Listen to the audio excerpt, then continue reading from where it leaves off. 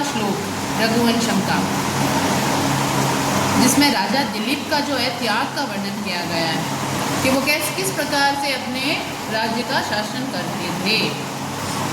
जुगोपात्मानम् अत्रस्तो भेजे धर्म मनातुर अगृध्नुराददे सोअर्थम असक्त सुखम अनुभूत।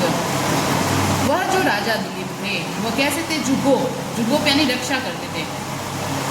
आत्मानम अत्रस्त, आत्मानम यानी अपनी, अत्रस्त बिना डरे हुए स्वयं की रक्षा करते थे, किसी से डरते नहीं थे। भेजे धर्मम अनातुर, धर्मम यानी धर्म की, भेजे सेवा करते थे, अनातुर बिना रोग के, निरोगी होकर। स्वयं अपनी कैसे रक्षा करते थे? बिना डरे, त्रस्त नहीं होते थे, किसी से डरते नहीं थे। और धर्म का सेवन करते थे, अनातुर निरोगी होकर। ऐसे नहीं कि बिस्तर पर पड़े हैं, कोई धर्म का कार्य नहीं कर रहे, नहीं, निरोगी होकर वह धर्म का सेवन करते थे। और क्या करते थे? अगृध्नु, गृध किसको कहते हैं? गृध लालची। अगृध्नु बिना लोभ के, बिना लालच के।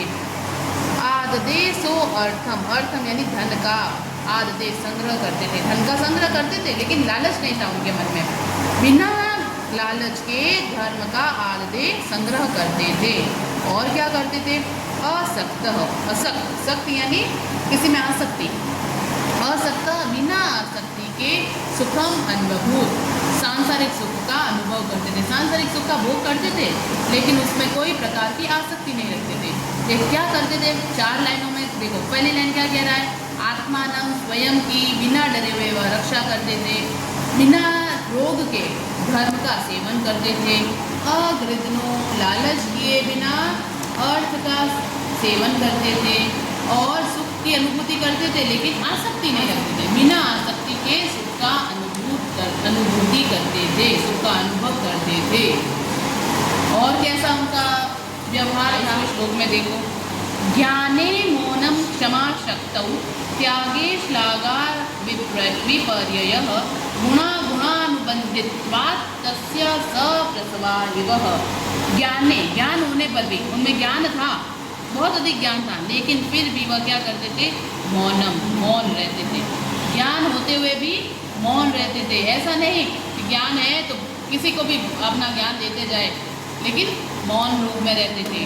क्षमा शक्तौ, शक्ति होते हुए भी क्षमा कर देते थे।